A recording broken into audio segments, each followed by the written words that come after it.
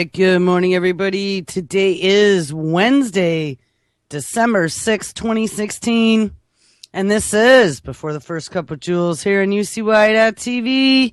Happy Wednesday, everybody. It is a nippy, I don't even know, hold on.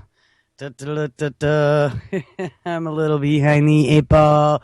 Let's get time and temperature. Time is 10:02 a.m. Eastern Standard Time. Actually, I think we're on Eastern Daylight Savings Time. And the temperature is 29 degrees and mostly cloudy here in upstate New York. Oh, well, I'm glad everyone's here. It's Wednesday. We made it halfway. First week after New Year. Pretty difficult. Doesn't feel any different than the week before New Year. Or 10, 20 weeks before that. The hamster wheel is in full session. So where did we leave off yesterday? We titled the show GMO Mosquitoes, Biowarfare, Oxitec, Orange Juice, and Interexon. Then orange juice was mine. But we talked about drinking the organic orange juice versus the store-bought orange juice and the effect that it had, at least in my case in particular, on my stomach. And it seems that organic orange juice does not fry the crap out of your guts, which is pretty interesting. But, yeah, so we were talking about Interexon purchasing Oxitec. Oxitec being the company responsible for releasing these genetically modified mosquitoes all over the place, sprinkling them around tropical nether regions for the last few years. And in some cases, without any type of environmental impact study, I saw that, I don't know if they were just being sued or if there was an investigation that was ensuing, but they were in some trouble for one of their GMO mosquito projects. An investigation was being done by legal authorities to determine whether or not they could be held for negligence. Doesn't surprise me at all. I mean, they've tried to do things down in the Keys that, you know, they wanted to just do the slick willy and let mosquitoes go.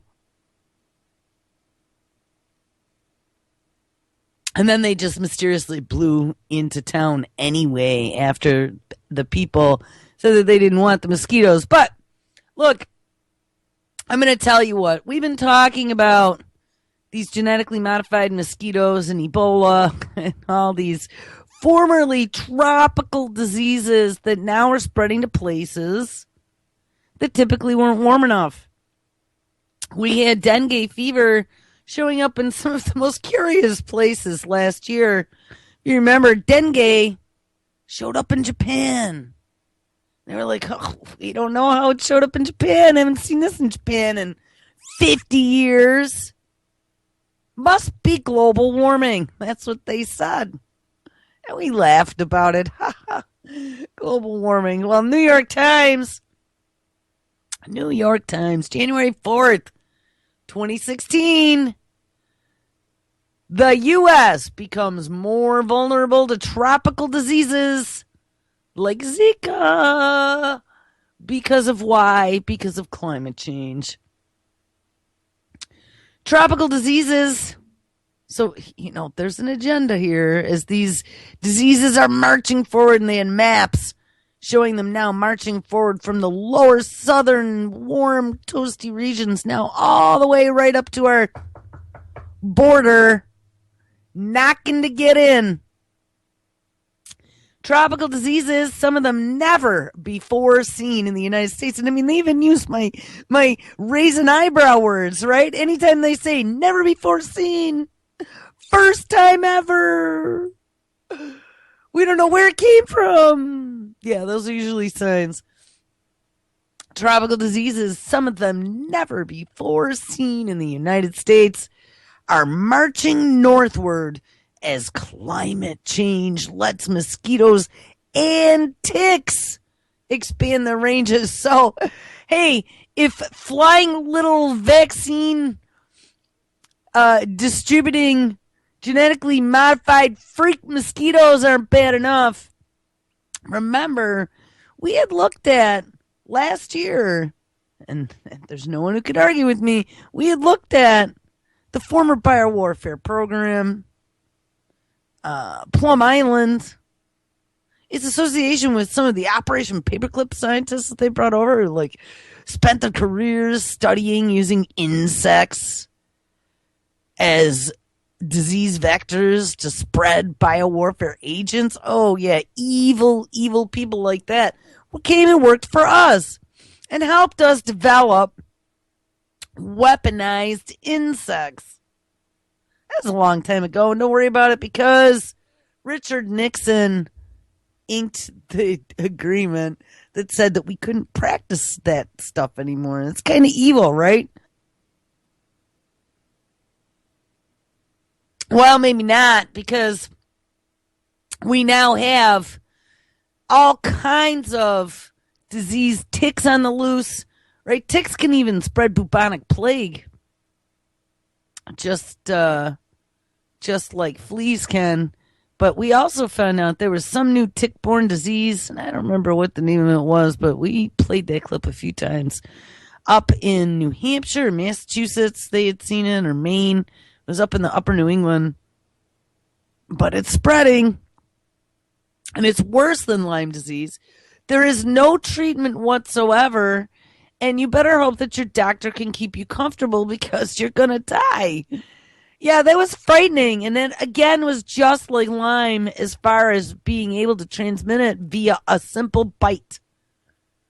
Now remember, we looked yesterday too, or maybe the day before, at this new strain. Not one, not two, but three. Three contagious cancers now that they found down in Tasmania, and the poor little Tasmanian devils. And it's just amazing how all these things are mutating never before seen ranges for all these diseases, and we're just so overcome by disease now on this planet.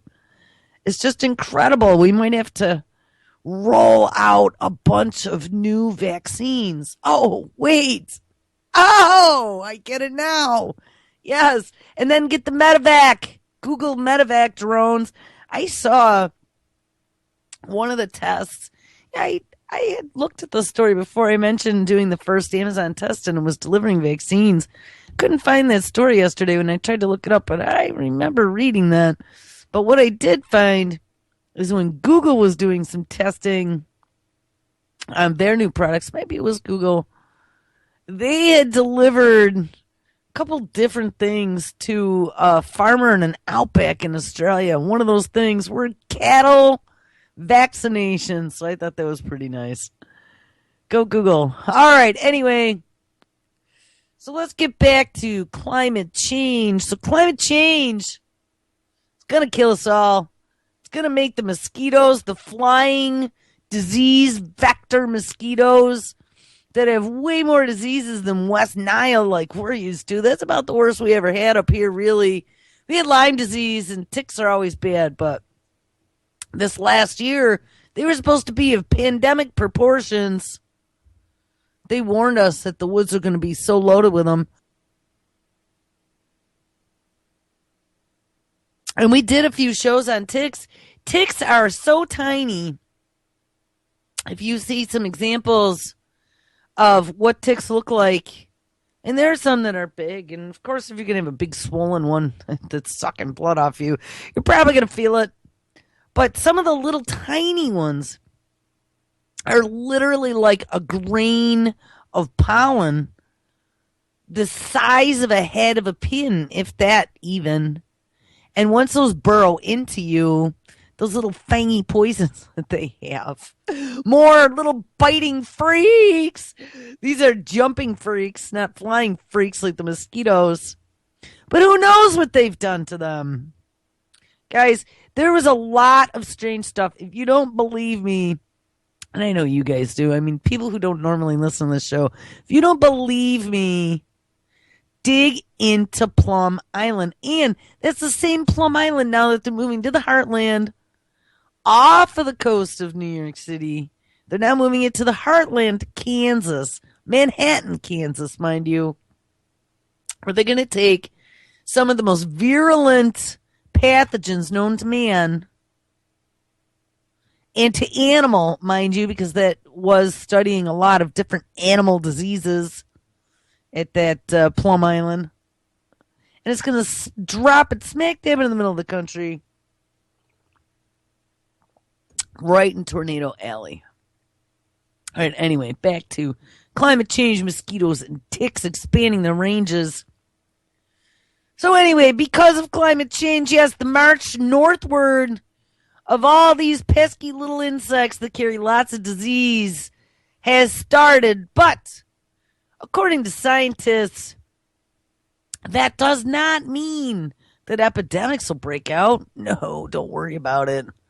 Whether or not a few cases explode into a full-fledged outbreak depends on a set of factors that are far more complex than weather, you puny human.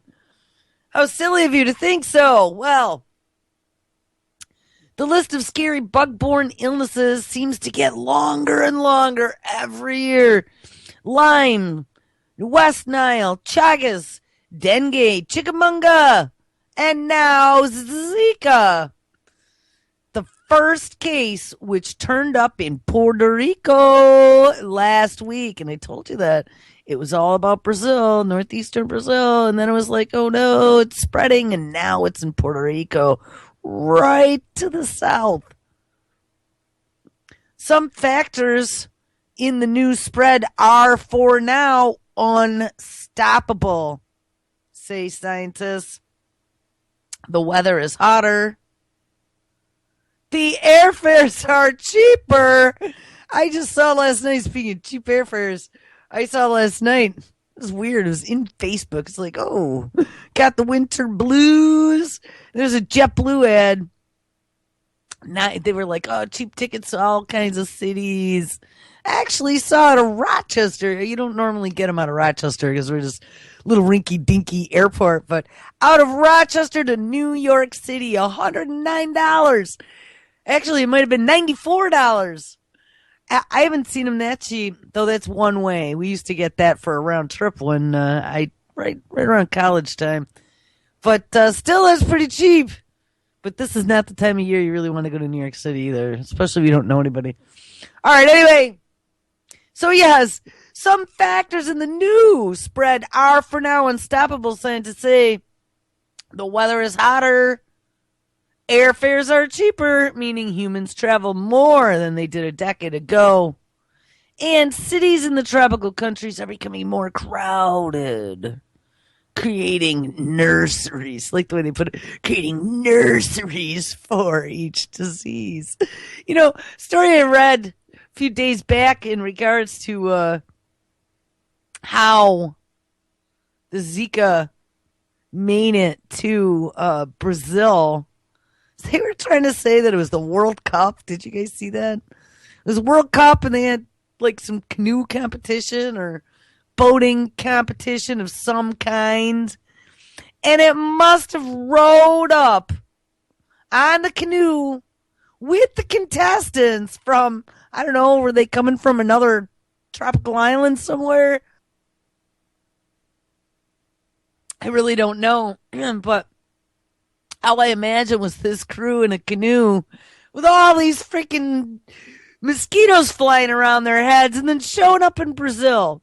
And it's ridiculous. It's as ridiculous as the monster mosquitoes that are 20 times normal size that just blew up in Hurricane Debbie in Florida. I don't believe it. All right, back to the story. So, yes, the cities in tropical countries are now becoming more crowded, creating nurseries for each disease. But other factors can be manipulated to stop outbreaks. God, I always love manipulated factors. Insects, of course, can be killed. Patients can be cured before they are bitten again. And of course, this one, vaccines can be developed. We'll put it aside and delivered via medevac drone. And simple measures like screens, air conditioners, and bug sprays can play a big role. Yeah, that's true. I would say screens will probably be a good first step. Brazil is now in a panic over Zika, a mosquito-borne virus that may be causing thousands of babies to be born with tiny heads and brains, a defect called microencephaly. But until May of this past year, 2015, I've noticed a few different dates. Like I saw in a science publication, June 5th, I believe, was the first case ever that they saw. New York Times is saying it's May. So, who knows, a month or two. But until May, Zika never touched this hemisphere. Except on Easter Island, 2,200 miles off the Chilean coast.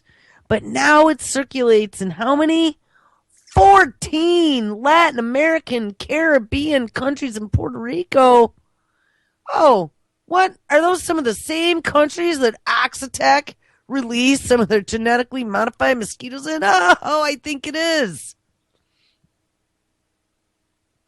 Early last month, an official from the Center for Disease Control and Prevention predicted that Zika would follow the pattern in the United States that dengue has. Many cases in Puerto Rico, followed by outbreaks in Florida, the Gulf Coast states, and maybe Hawaii. But then the CDC is unwilling to predict the aftermath, including whether all the outbreaks will be snuffed out before any babies will suffer. Now, when your children start getting injured, you know that there's a serious problem. And they're going to hold our children hostage, act on climate change. Otherwise, your children are going to be victims to the flying little freaks of poison called mosquitoes. Anyway, CDC says information is pretty limited.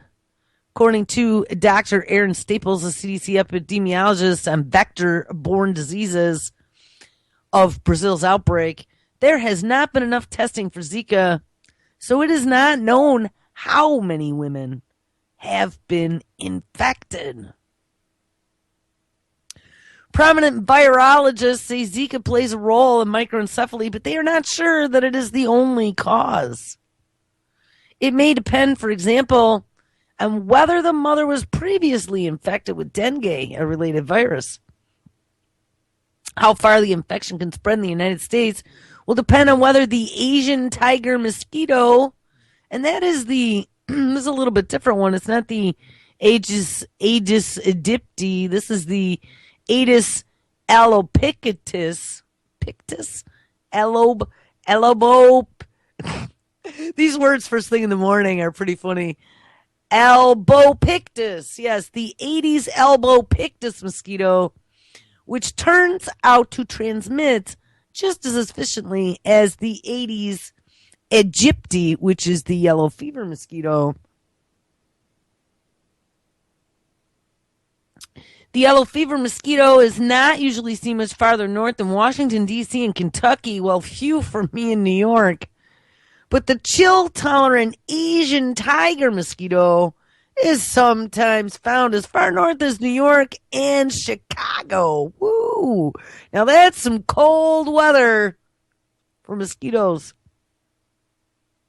Pest control will be crucial. Florida's 2 dengue outbreaks in Key West in 2010 and in Martin County in 2013 were stopped by aggressive anti-mosquito measures, including aerial spraying, larvicide in ponds, and neighborhood sweeps for containers that hold water.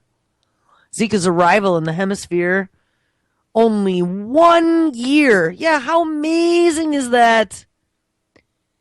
Listen to what they said here. Holy crap.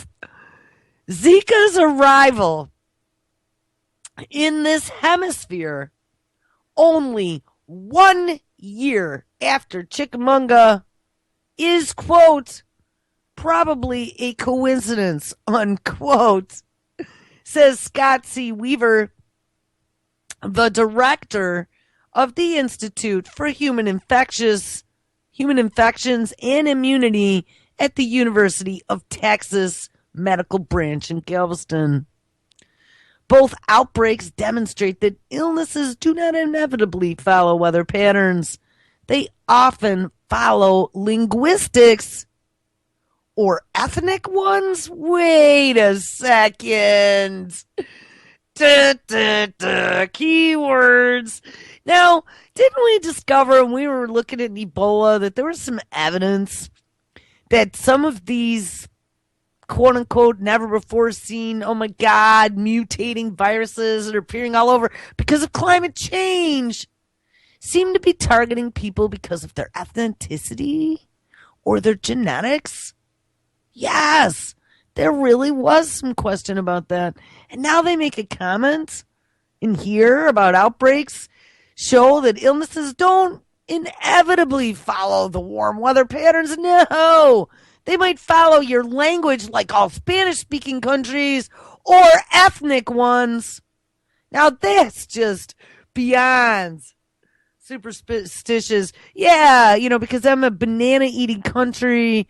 Those mosquitoes must come in on the bananas on the sailing ships. And that's why. Right. I don't know. Guys, don't trust anything they say. Pick it apart like a nitpickety henpecker. If that's a phrase. Take out your aggression on the mainstream news story and pick it apart like the turkey vultures picking out the juicy eyeballs. That's what I like to do. It gives me pleasure. Not picking out juicy eyeballs. Picking apart MSM news stories, especially from places like the New York Times. All right. In this hemisphere, Chickamauga was first seen, very first time ever, seen in late 2013 on the island of Saint Martin. It started in the island's French-speaking half and jumped over to other Francophone islands and to French Guiana, says Dr. Staples. Zika then arrived on Easter Island in 2014. And although the island is Chilean territory, its original population was Polynesian. Those mosquitoes must have been on a Frenchy kick then. Zika, what does that have to do with anything? Zika has been island hopping in the South Pacific since 2007. Easter Island holds an annual festival that attracts Polynesians who may have brought Zika with them. The virus probably reached Brazil by a different route with the influx of tourists during the 2014 World Cup, or from paddlers from French Polynesia who participated in a canoe race in Rio de Janeiro. There you go. So it was one of two things. It wasn't bringing the mosquitoes from some little island nation on a canoe for the World Cup. It was either the 2014 World Cup or paddlers from French Polynesia participating in a canoe race in Rio de Janeiro, according to the New York Times. West Nile virus, which appeared in this hemisphere back in 1999. And yeah, I remember when it first happened, we started finding dead crows and blackbirds around. That was one of the first signs that there was an airborne disease, and they started warning about mosquitoes. We also had Lyme cooking away up here and infected wildlife. And that's been for quite a number of years as well, but makes you wonder if they didn't do a few little sprinkles up here. 1999, the 90s were pretty bad as far as what we've been finding for Plum Island and some of the GMOs and things that were released that we were never told about. It was all in the 90s, and they've been experimenting on the population for a very long time without our consent. West Nile virus, which appeared in the hemisphere in 1999, famously exemplifies a virus moving independent of climate change. Yeah, that's why I said Plum Island, a ding. Outbreak began where? Oh, in New York City. What? Yes, in New York City, just inland from Plum Island. And the strain, oh, this is even better. The outbreak began in New York City, and the strain was 99% identical to who? To an Israeli version. Yes, Israel. Israel's version of West Nile virus. That so many virologists now believe it must have arrived in the blood of someone on a plane. So MI6 sent us over a typhoid Nile, West Nile virus Mary from Tel Aviv to JFK and then told him to go stand out in Times Square from Israel. Interesting.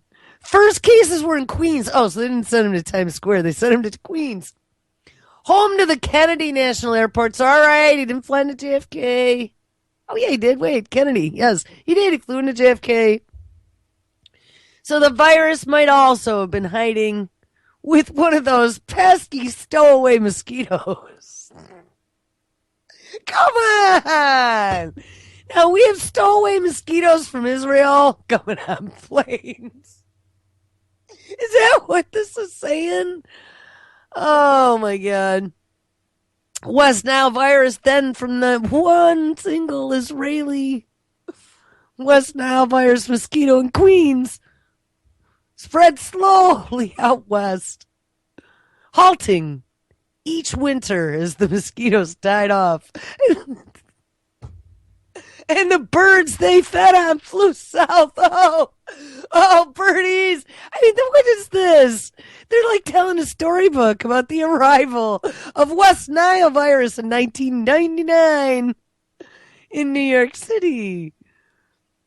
And it took until 2005 to reach the Pacific Northwest. So in 4 years, it spread from New York City all the way to the Pacific Northwest. That's pretty incredible. Hey, those little wings. Bzzz, and what's the lifespan of a mosquito? For them to go from sea to shining sea in just 4 years? Isn't that some incredible bionic mosquito speed? I don't know, correct me if I'm wrong, but 2,000 plus miles for little tiny wings that only probably have a lifespan of about a week. Seems like an incredible distance to me. And it says mosquito-borne pathogens are not the only ones on the move. Ticks can carry more than 30 infections, and some, including Rocky Mountain spotted fever, can be fatal. Yes, and the Black Plague. And the pneumonic plague, don't forget. We had cases of both of those this past summer. That infection, Rocky Mountain spotted fever, once banished from northern Mexico, is again surging and moving up into Arizona for the first time, according to Gerardo Alvarez, an epidemiologist at the University of Sonora. Children, especially those who sleep besides dogs, children, especially those who sleep beside dogs, I guess because dogs could carry ticks, are the hardest hit. And in some Indian reservations in Arizona, they've held rodeos of the semi-feral dogs that roam from house to house, putting tick collars on them.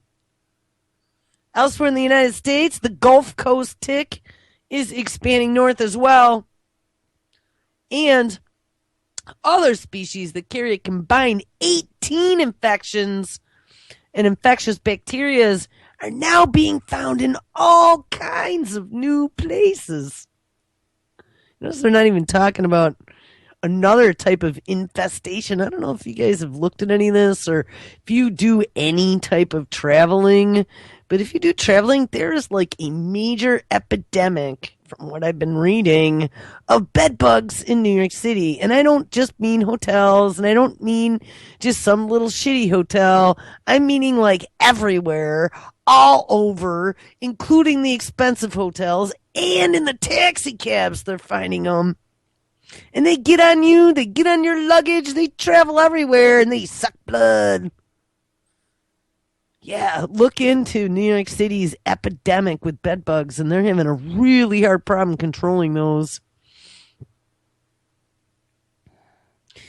Anyway, elsewhere in the United States, the Gulf Coast tick is expanding north, and other species that carry a combined of 18 infectious bacteria are now being found in new places.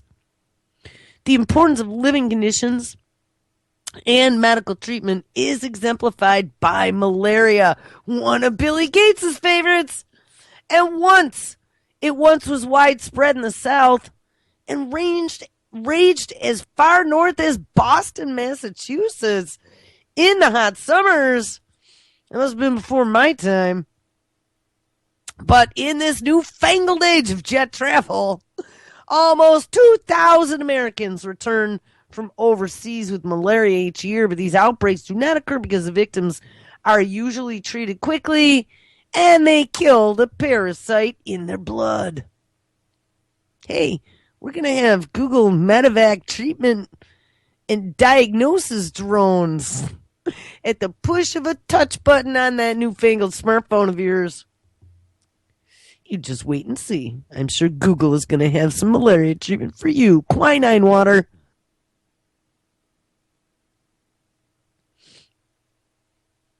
It says, furthermore, most American homes have screens and air conditioners, so the inhabitants only get a few bites a year, not the hundreds that the poor child living in a windowless shack in Rio or Mexico City might. So be happy. Be happy that you have screens and air conditioners here in the good old US of A. You could be third world. Zika's passage through the United States should be easier to follow than it was in Brazil, said Dr. Weaver. Yeah, because we don't know. We don't know if it came in on the Brazil Cup or on a canoe from Rio de Janeiro. I mean, poof, it just got here and it spread like wildfire. Many Brazilians have had dengue or have been vaccinated against yellow fever, soon to be dengue. They just in the middle of all this came out just a few days ago and said, guess what? We have the very first dengue fever vaccination on the planet ever. And we're going to start testing it where? Brazil. Yeah. So Brazil, put on a seatbelt, you poor people. I hope there's some Brazilians listening to this show. Don't believe what they tell you. I mean, the disease is probably real, but it didn't come up on a canoe from Rio de Janeiro. Those damn canoeing infected mosquitoes. Many Brazilians have had dengue or have been vaccinated against yellow fever, and they have antibodies in their blood that could cause false positive results on tests for the Zika virus. Very few Americans have those antibodies, so testing should be more effective here. And on the other hand, Zika produces symptoms like fever and rash far less often than dengue, so it may be spread by silent carriers who feel well. And that's what's so interesting about this. Dal dropped me a video the other day. I don't think we're going to have time to play it today, but I was watching it yesterday about the signs and symptoms of Zika, and it typically is very mild. It doesn't cause any major symptoms in adults that get bitten. You know, they get a little rash, maybe they don't feel good, maybe a little fever or whatever, but it's like they're not dying. It's not like everybody's going to be bleeding out orifices or, you know, uncontrollably vomiting out both ends. And it's not an illness like that. It's like maybe you get a little rash, you don't feel good. But most people recover no problem. So the fact that we're having these out of the blue,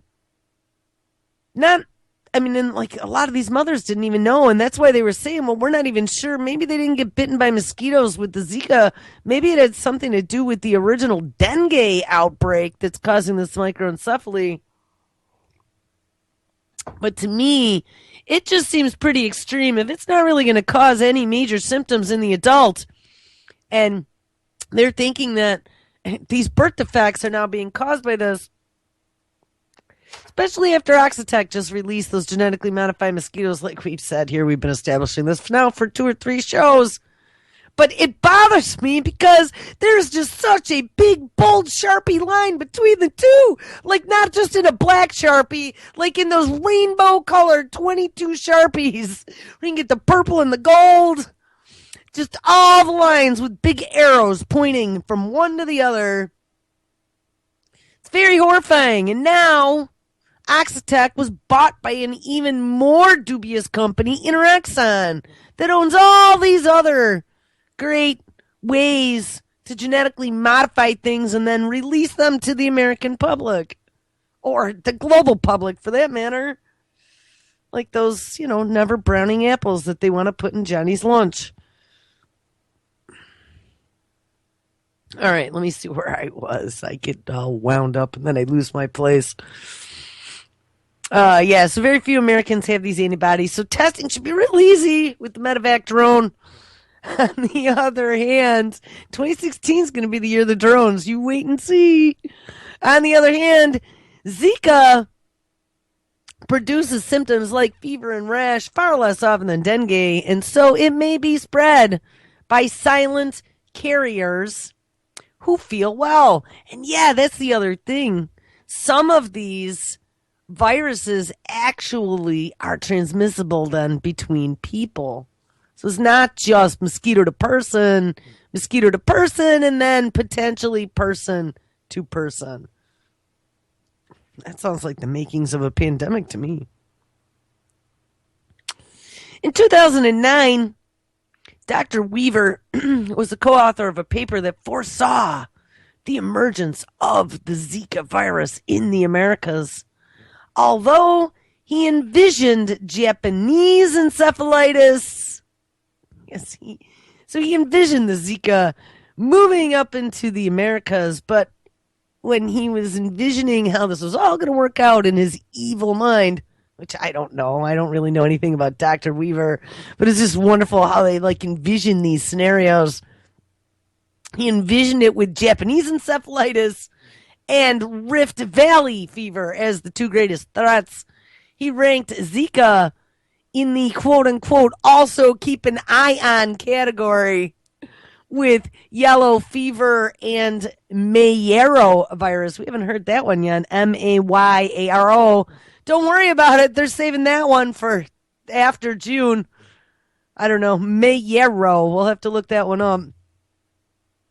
Zika may have changed in the last decade, he said. It may have increased its transmissibility in the Aedes aegypti or its ability to build up to higher levels in the bloodstream. Yeah, amazing how those mutations just happen out there in nature, huh?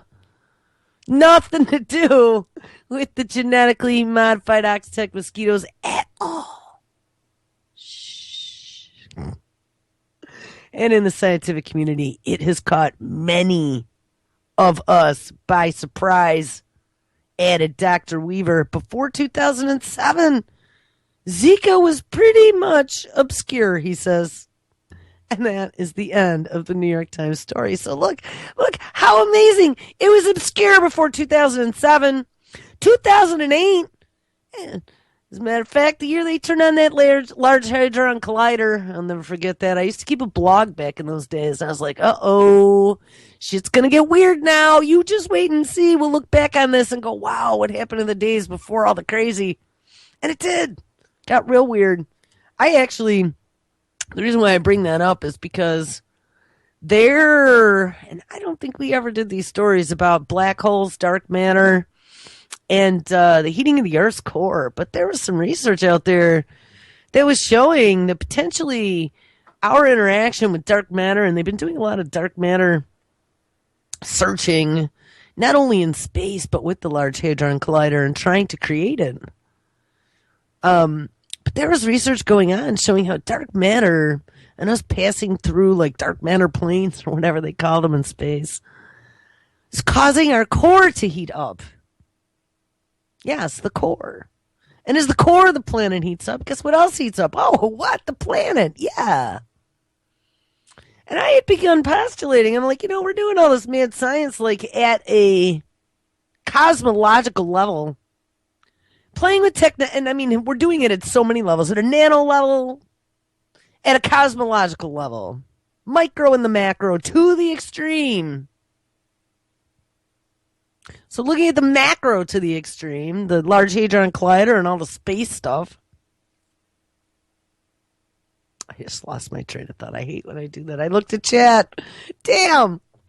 But anyway, it just raised some alarm bells to me that they're doing all these experiments and yeah, the planet temperature is going up, but I tell you, I am not convinced, especially after I saw them rework that whole NOAA report as to how all of a sudden there was no global cooling, right? We mentioned that yesterday. They had been saying that we were going into a solar minimum and, it's going to be a mini ice age. All of a sudden, that's just totally off the map now. All those scientists are totally wrong. Whoops! We made a mistake. The buoys were taking wrong readings. And we are not. We are headed for climate change. We are headed for global warming, and that's the way it's always been, and we've never seen a downtick. Nope. I don't know. Don't believe anything they say.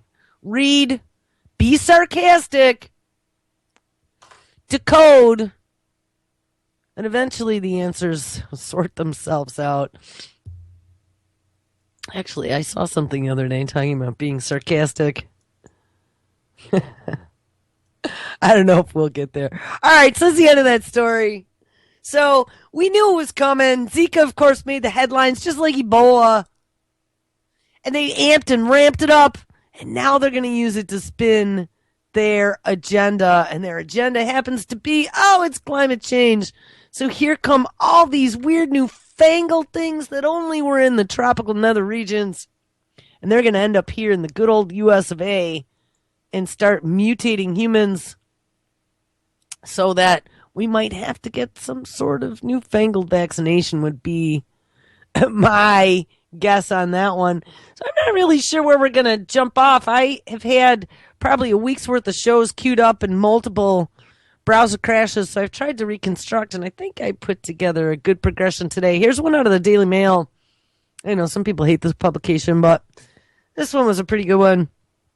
Super intelligence of AI and humans working together could what? Now remember, we've been reading all this stuff about AI and the dangers of AI and of unmanned killings and decision making by artificial intelligence. Good old Elon Musk. Right? We've gone through all that over and over and over again. But check it out. This is how they're going to spin it now, guys. You're not going to believe it. You're not going to believe what AI is going to get all warm and fuzzy and help us with. Super intelligence of AI and humans working together could solve not only climate change, but it could also end wars, claim researchers. Yes, we could fix climate change and end wars as long as we give it up to the machine. In the fight against wicked, in quotation marks, problems, computers may be humans' best allies. Researchers from the Human Computation Institute and Cornell University say that the combination would create a superintelligence, and it could take on growing issues like climate change and geopolitical conflict. So we're gonna use the great oracle. You're gonna have a crystal ball that you rub. Oh, great oracle, supercomputer AI. I need help solving climate change and geopolitical conflict. New technologies use crowdsourced input and interactive tools to produce collaborative results that go beyond traditional problem solving, they claim. Wicked problems are those which are difficult to solve because of the complexity of the underlying issues, and they may involve many interacting systems which are always changing, and the solutions have unforeseen consequences, according to the Human Computation Institute. I haven't really heard of them before either. By joining with computer intelligence, humans could expand upon their own abilities to create, quote, multi-dimensional collaborative networks, the researchers say. And I'll tell you where this is going to come in handy is we've been looking at all these 3D virtual reality goggles and immersion, this augmented cognition, augmented reality type stuff. This is going to be big. I'm telling you, 2016 is the year. You just wait until every couch drooling sports nut gets their hands on a set of VR goggles for $29.95 a month. They could subscribe with the football channel or the hockey channel or whatever the hell they want and get front row seats to every single event this year. They can go to concerts, front row seats. And you know what? Then on Monday morning, you can pull those same 3D goggles out, go up to the office, and be teleported, basically, into a room with 3 other engineers while you guys are working on your touchable hologram blueprints in the same virtual room together. I mean, I got to tell you, the stuff scares me because we've talked a lot about how it just bleeds and blends any distinguishing factors now, especially in people who have been conditioned to live in the online world from being children, right? I mean, we came pre. We're the old fogies. We knew the world before, but I mean, the ones who came after, a generation or two, who never knew the world without computers or television or any of the other technological advances we have now, they can't distinguish, and especially the video games. The video games sucked them in. The reality TV sucked them in. They're so sucked in now that VR goggles and this full immersion is just the natural next step, but it really bleeds the line between what is real and what isn't, and how we interact with the world around us. Anyway, back to the story. Current systems of this type rely on individually completed micro tasks, which are later stitched together for a final result. So these are talking about collaborative environments to solve all the big problems like climate change and geopolitical strife. New technologies aim to approach wicked problems. I never quite, it's 3 times in this article they called them wicked problems. Never heard. Wicked is something that I reserve for the wicked. Wicked problems where microtasking alone fails, breaching the traditional limits. While humans outperform machines in certain tasks like pattern recognition and creative abstraction. Yeah, that's what my show is all about. Pattern recognition and creative abstraction. If I had to give it a definition, combining these two could make for an unprecedented approach to global problems. One Cornell problem called the yardmap.org uses human computation to map global conservation efforts, and in this interactive platform, participants can build upon each other's work. And by sharing and observing practices in a map-based social network, people can begin to relate their individual efforts to the global conservation potential of living and working landscapes. Crowd input is also being used to make research more efficient. Cornell-based Alzheimer's research on WeCureAlz.com is produced through an interactive tool in which users play a game to help analyze data. You know, I've actually heard that a few times. They had, I don't remember what the games were. They had a couple different games. I know one was some sort of space, you know, where they had people in there with some of the space imagery. But I don't even know if that one was a game, but there was another one where they had gamers trying to, however the game worked, by them figuring out how to solve the game, they actually were figuring out much larger scientific problems that they didn't even realize by working through the problem solving in the game. It's pretty tricky. Sure as DOD and some of the Lizard's Den brain research project that are working on some of these things. Anyway, I don't know. So the end of the story, by enabling members of the general public to play some simple online game. Yes, you've been tricked again, Johnny.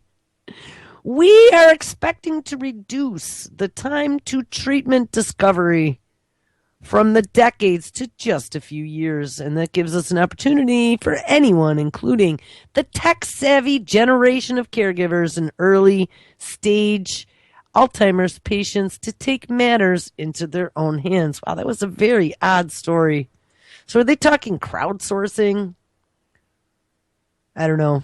I don't really get what that was about, but where the artificial intelligence lives, I guess, is in the game. AI and humans working together. So they need our input, people. They need to build it, and then we need to show them where it's wrong and where they need to fix it. Beta testers required. All right, here's another one. We talked about microbiome, the gut, DARPA, ElectRx program, some of the research they've been doing, how they've been learning that the gut bacteria and the microbiome is very important, our epigenetics, even stress in our life has now been shown to actually affect future generations in your genetic code. January 5th, 2016. This came, actually, I saw it on my feed late last night, and what got me was the cute little fuzzy squirrel. There's a cute little fuzzy squirrel picture. Researchers discover links between stress and unhealthy microbiomes. Well, I could have told you that. Actually, I think it has a lot to do with that whole cascading disease that many of us have gotten, that have started with the shitty GMO food that completely screwed up your immune system and your digestion and gave you the leaky gut, messed up your microbiome, all the antibiotics that we've been overprescribed, right, that are now causing the superbacteria, killed our gut, and it directly, with that vagus nerve, connects from your gut to your brain, which then can be responsible for lots of psychiatric illnesses, including depression and stress and other things. Red squirrels living in a low-stress environment.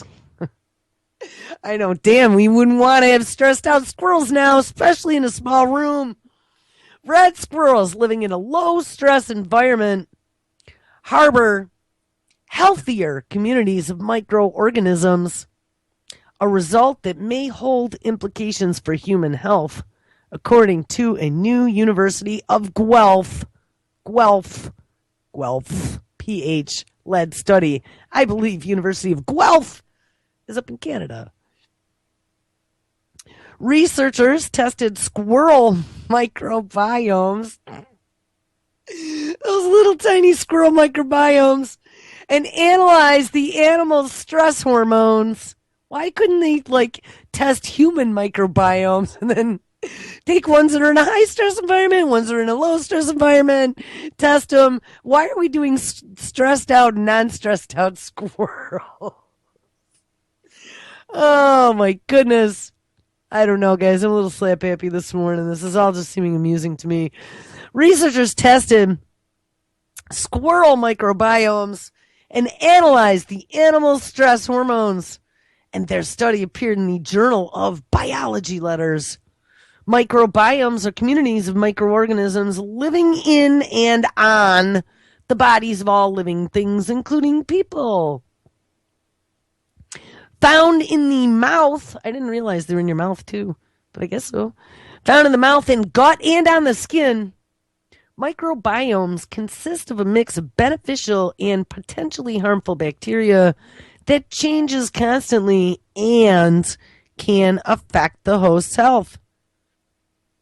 A diverse microbiome is generally a good thing for your health. It's why people take probiotics, said lead researcher Mason Stothart a former undergraduate student in the Department of Integrative Biology. We wanted to understand the relationship between the microbiome and stress. The greater the stress in the squirrels, the less bacterial diversity they had, which could be an indicator of poor health. Slow Thart and a Laurentian, Laurentian University graduate student trapped squirrels. They went out trapping squirrels in Algonquin Park in Ontario, and that's what we do for fun up here. They took mouth swabs and fecal samples. Oh my God. Those poor little squirrels. It was like they were abducted by aliens, which were then analyzed in a lab. The researchers found that the microbiomes were more diverse in squirrels with lower stress hormone. As a second part of Little Nippy's experiment, we captured those same squirrels. Now, how did they do that? We captured those same squirrels up to 2 weeks later and found that if stress levels increased, like trapping them in a have-a-heart trap twice, some bacteria that are potentially harmful also increased. This is the first study of its kind to be conducted in a natural environment, says Professor Amy Newman, senior author of the study. So, those poor little squirrels got captured and made stressed out so we could see what their microbiome was going to do. All right, guys, yes, put suet out for your woodpeckers because it is cold and those squirrels will come too, and you can take your own microbiome experiments. All right, guys, well, guess what? That was it. It was a fast Wednesday. Make sure you stick around. It is Wednesday night. We have Lonnie Clark up next, and then Josh live at 6 p.m. Eastern. The boys from New York at 8 p.m. 9 o'clock, Truth or Talk. This is going to be probably the last one in this slot. This week's rebroad. And at 11, Antimedia Radio with Nick and DB. All right, guys. Everybody make sure you stick around for Wednesday, and I will catch up with you tomorrow. Everybody take care.